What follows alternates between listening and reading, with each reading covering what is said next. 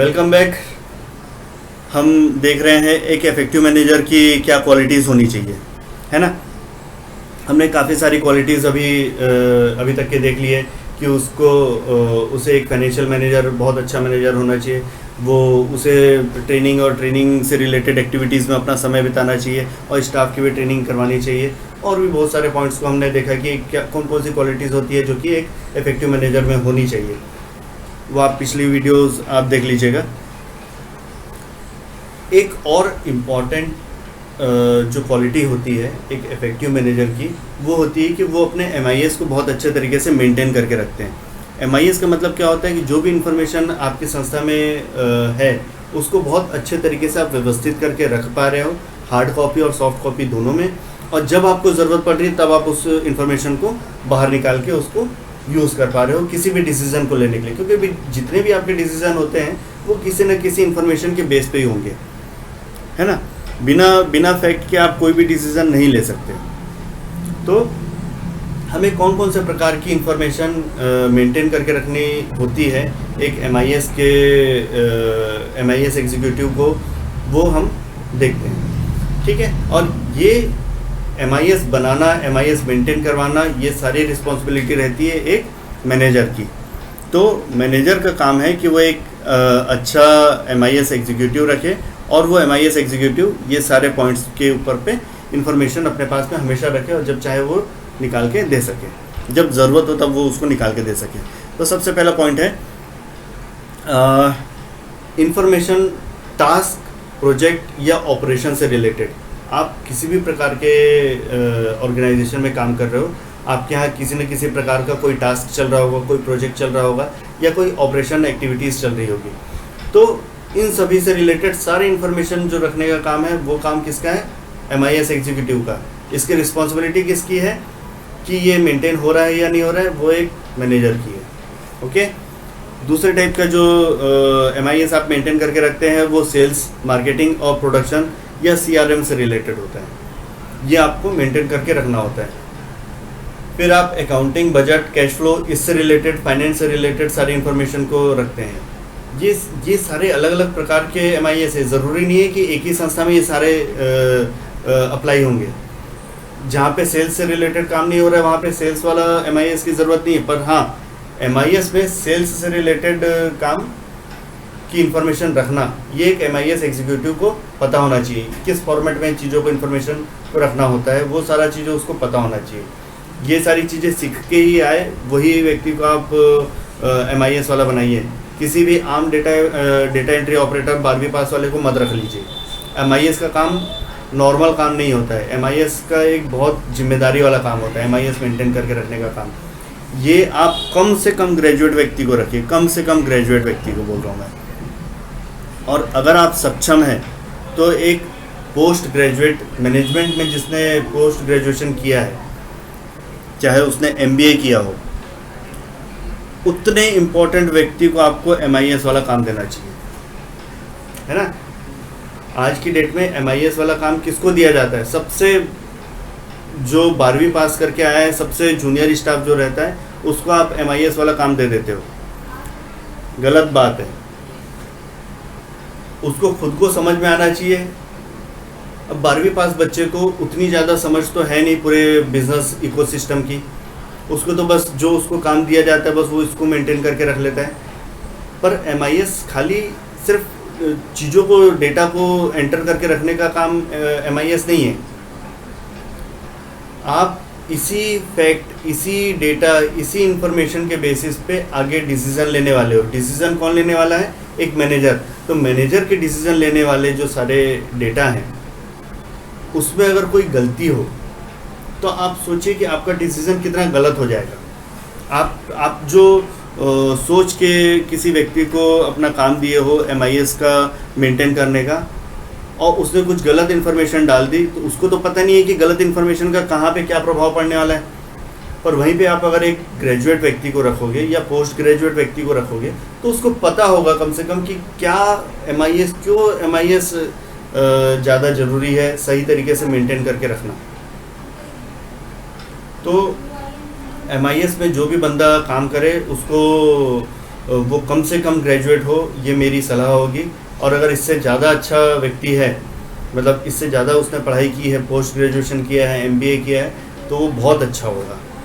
आप ये व्यक्ति आपको किसी भी तरह से एक्टिवली बिजनेस जनरेशन पे या रिसीवेबल पे या इस तरह की किसी एक्टिविटीज़ पे नहीं दिखेगा, पर इन सारे लोगों से काम करवाने का जो बेस है, जो इन्फॉर्मेशन है, वो ये मेंटेन करके रखता है।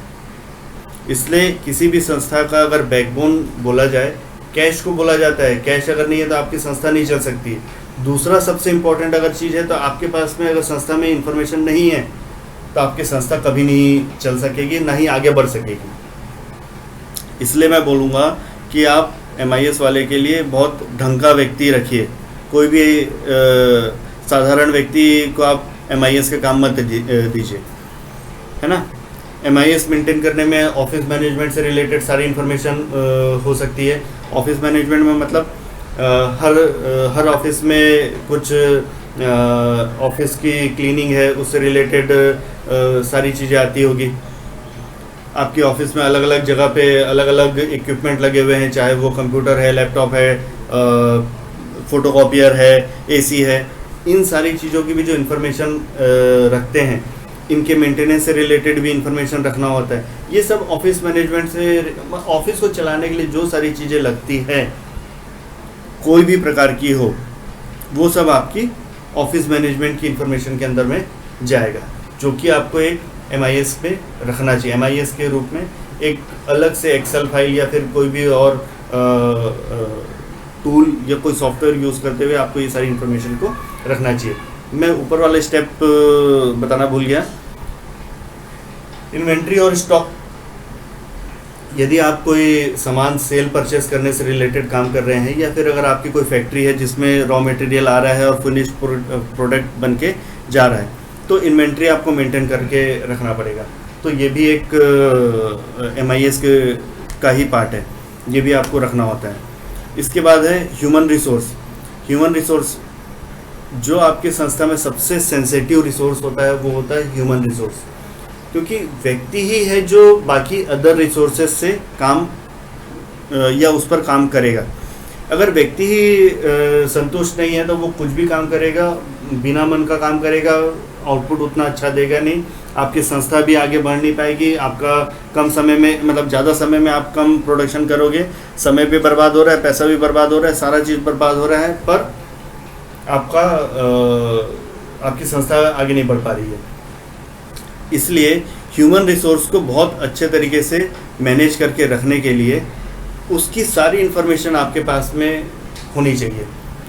कौन सा व्यक्ति किस चीज़ के बेसिस पे आगे वो बढ़ेगा, किस चीज़ों से वो मोटिवेट होगा, किन सामान को, किस चीज़ को यूज़ करके वो इतना खुश हो जाएगा कि वो आपके लिए एक्स्ट्रा वर्क कर सके या अच्छा क्वालिटी वर्क करके दे सके। उसका बेसिस क्या होगा, वो कैसे आपको पता चलेगा? वो आपका, अगर आपने एक व्यक्ति की पूरी जानकारी रखी है, तभी आप ये सारा चीज़ें कर पाओगे।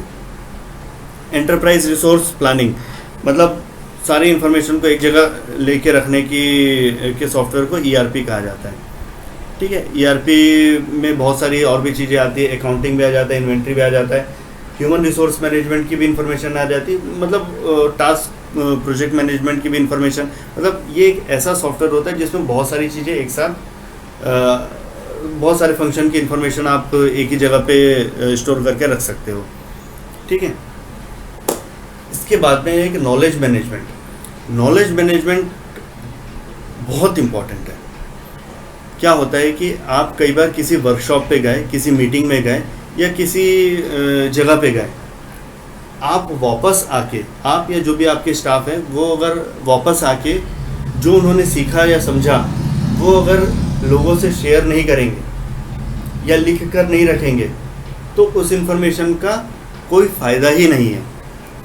इसलिए नॉलेज मैनेजमेंट, मतलब आपके पास में जो नॉलेज आया, नॉलेज जो है, उस नॉलेज को कहीं ना कहीं सेव करके रखिए, ताकि आपको बाद में अगर कभी ज़रूरत पड़े तो उस इंफॉर्मेशन को या उस नॉलेज को आप निकाल के यूज़ करके आप आगे के डिसीज़न ले सको। तो MIS में आपको नॉलेज मैनेजमेंट भी रखना चाहिए, नॉलेज का भी मैनेजमेंट करके रखना चाहिए। फिर ऑफिस में ऑडिट होता है, ऑडिट हर चीज़ का ऑडिट होता है, इन्वेंट्री का ऑडिट होता है, अकाउंट्स का ऑडिट होता है, सेल्स का, परचेस का, जिस तरह से आप काम कर रहे हैं उसका भी ऑडिट होता है। आईएसओ एक ऐसी संस्था है जो आपके काम, मतलब आप जो काम कर रहे हैं, जिस आपके काम करने की जो प्रक्रिया है और उसकी जो प्रोसेस है, उस प्रोसेस की भी वो ऑडिट करती है कि आपने उसी तरीके से काम किया कि नहीं किया, जिस तरीके से आपको कहा गया था, जिस तरीके से आपको बताया गया था, क्या आपने उसी तरह से काम किया या आपने कुछ अपने मर्जी से एक्स्ट्रा कर दिया, तो उसकी भी ऑडिट होती है। तो ये जो भी ऑडिट हो रही है, इन सारी ऑडिट की इन्फॉर्मेशन आपको रखनी होती है, वो MIS में रखोगे। एसेट और स्टॉक हमने पहले ही देख लिया है कि एसेट और स्टॉक का मैनेजमेंट भी MIS के अंदर में अपडेटेड रहना चाहिए। फीडबैक, आप कोई भी काम कर रहे हो, आपको आपके काम का फीडबैक लेना ही चाहिए, और जो आपने फीडबैक लिया उसको भी बड़े व्यवस्थित तरीके से स्टोर करके रखना चाहिए। फीडबैक आप कस्टमर का लेते हो, कस्टमर आपको बताएगा कि उसको प्रोडक्ट अच्छा लगा या सर्विस अच्छी लगी या नहीं लगी, है ना, ये फीडबैक है। फीडबैक आप अपने एम्प्लॉय का लेते हो, आपके यहाँ पे जो भी स्टाफ है उन सभी से आप फीडबैक लोगे कि आपकी संस्था में उसको काम करना अच्छा लग रहा है या नहीं लग रहा है, या आपके जो मैनेजर है, आपके जो मतलब उनके साथ जो हेड है, वो हेड के साथ में काम करना उसको अच्छा लग रहा है या नहीं लग रहा है। क्योंकि इन सब फीडबैक के ही बेसिस पे आप ये पता करोगे या ये आपको पता चलेगा कि आपकी संस्था में क्या कमी है, या आपके प्रोडक्ट में या आपके सर्विसेज में क्या कमी है। आपकी कमी को बताने वाला जो मैकेनिज़्म है वो है फीडबैक। फीडबैक लेने के बाद ही आपको पता चलता है। तो फीडबैक को बहुत अच्छे तरीके से मैनेज करके रखना, ये आपकी बहुत ज़्यादा बड़ी जिम्मेदारी होती है। अब समय समय पे अलग अलग जगह पे हम जो काम कर रहे हैं, कुछ गवर्नमेंट से रिलेटेड काम करते होते हैं, हम कहीं और भी दूसरा काम कर रहे हैं, तो हमें हमारे काम से related updated information, updated guideline जो है वो अपने को रखनी होती है ना। हम अगर पुरानी ही गाइडलाइन को लेते हुए सारा काम कर रहे हैं, सपोज जो GST आया था, GST में 50 अलग अलग प्रकार के अमेंडमेंट हुए, अगर हमने जो डे 1 में GST आया था उसी के बेसिस पे अपन अभी काम करेंगे, तो क्या वो वैलिड रहेगा? नहीं, वैलिड इसलिए नहीं है क्योंकि उसके बाद बहुत सारे अपडेशन आ गए ना। तो जो अपडेटेड लास्ट अपडेटेड जो आपका नोटिफिकेशन रहेगा, उस नोटिफिकेशन के बेसिस पे ही अगर आप काम करोगे तो वो सही कहलाएगा, अदरवाइज वो काम सही नहीं रहेगा। तो अपडेटेड इन्फॉर्मेशन, अपडेटेड गाइडलाइन जो है वो भी रखने का काम जो है हार्ड कॉपी में और सॉफ्ट कॉपी में वो रहता है एक MIS एग्जीक्यूटिव के पास में, ठीक है। अगर ये सारी चीज़ें, सारी इन्फॉर्मेशन को कोई मैनेजर हल्के में ले रहा है और इन सारी इन्फॉर्मेशंस को वो अच्छे से व्यवस्थित करके नहीं रखवा पा रहा है, तो वो कभी भी इफेक्टिव मैनेजर नहीं बन सकेगा। ओके, चलिए, इसमें अगर आपको कोई डाउट है तो आप बिल्कुल मेरे को कमेंट करके बताइए, या फिर आपकी राय क्या है वो आप मेरे को बताइएगा। ओके, मिलते हैं हम नेक्स्ट वीडियो में, देखते हैं कि और कौन सी इफेक्टिव हैबिट होती है जो कि एक मैनेजर में होनी चाहिए।